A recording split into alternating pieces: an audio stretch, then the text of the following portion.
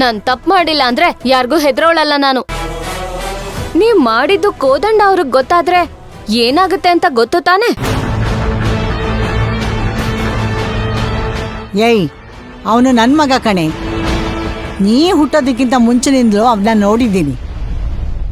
ನೀನ್ ಮಾಡಿರೋ ಈ ಅಯೋಗ್ಯ ಕೆಲ್ಸ ಅವನ್ಗೇನಾದ್ರೂ ಗೊತ್ತಾದ್ರೆ ಅವನೇ ನೀನ್ ಕುತ್ತಿಗೆ ಹಿಡಿದು ಆಚೆ ತಳ್ತಾನೆ.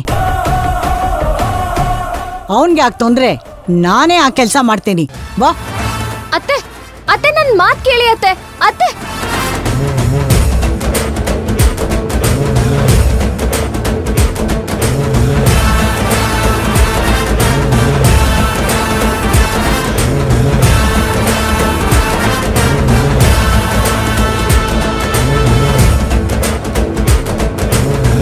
ಅತ್ತೆ ಪ್ಲೀಸ್ ಅತ್ತೆ, ನಿಲ್ಸಿ.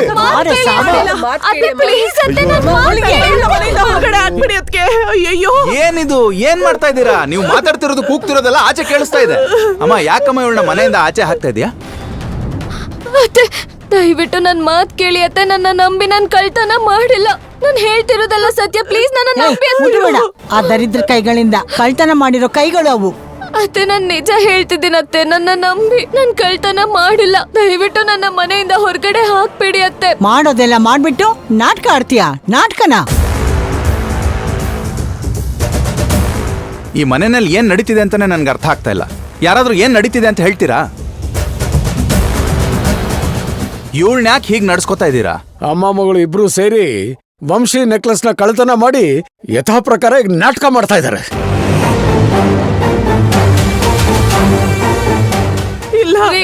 ನಿಜವಾಗ್ಲೂ ನನಗೆ ಅದ್ರ ಬಗ್ಗೆ ಏನೂ ಗೊತ್ತಿಲ್ಲ. ನನ್ ನೆಕ್ಲೆಸ್ ನ ನೋಡೂ ಇಲ್ಲ.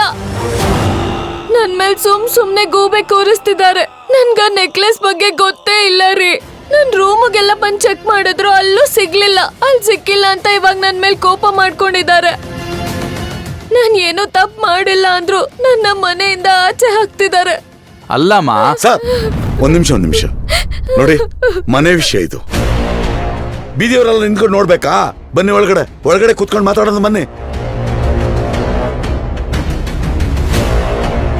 ಹೇಳಿದ್ ಕೇಳಿಸ್ತಿಲ್ವ ನಿಮ್ಗೆ? ಅಮ್ಮ ಬನ್ನಿ ಬನ್ನಿ ಬನ್ನಿ ಬನ್ನಿ ಒಳಗಡೆ.